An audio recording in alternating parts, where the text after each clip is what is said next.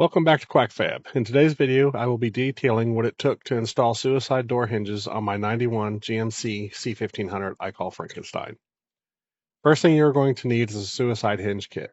There are multiple companies that make suicide hinge kits in a range of prices from about $150 up to around $500. The kit that was installed on Frank was closer to the lower end of that range. The next thing I did was get a piece of all thread and 4 nuts. I removed the hinge bolts from the suicide hinges and put the all thread through it so that I could hold it up against the inner B pillar and make adjustments to get the hinges in the best possible position. There are some kits out there that have the hinges connected by a welded on piece of metal, but I prefer the all thread method because it allows you to adjust the hinges apart as far as possible, which makes your door less prone to twisting. Once I got my spacing where I wanted it, I traced around the hinge pockets, cut out the holes, inserted the hinges from behind, and then tacked the hinges in place. With the hinge pockets tacked in place, some reinforcements were welded from the back of the hinge pocket to the inner cab door jamb area. We then tacked around the perimeter of the hinge pocket and ground it all smooth. We then removed the all thread and installed the hinge arms. The door striker was removed at this point and has since been filled in. Now that the hinges are hanging where they need to be, you can swing the door closed. Mark around the hinges and cut out the holes where the hinge arm pockets are going to be welded in. You will notice the plate of steel that was welded into this door for reinforcement.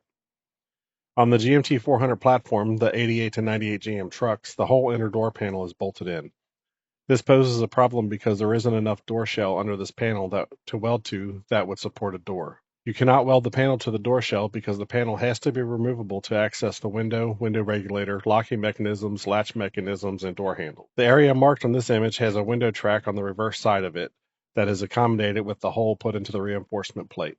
Now that we have the hinge pockets welded in and reinforced, the hinge arms bolted to the hinge pockets, and the hinge arm pockets welded to the door shell and reinforced, before we can bolt the hinge arms to the door shell, we need to remove the front fenders. We do this so we can access the factory hinges with the door closed. Before I close the door, I remove the door check spring with a pry bar. I then closed the door, firmly bolted the suicide hinges to the hinge arm pockets we just welded in. Then I proceeded to remove the hinge pins from the factory hinges. With the factory hinge pins removed, we can swing the door open backward. When you open the door backward, you will notice a little droop when the two factory hinge halves separate. You can loosen your suicide hinges and adjust the door up or down until when you swing the door shut, it fits the factory halves together perfectly. Now all you have to do is cut off the factory hinges. You can see here where I removed the factory hinges, but I left the tabs with the eye holes.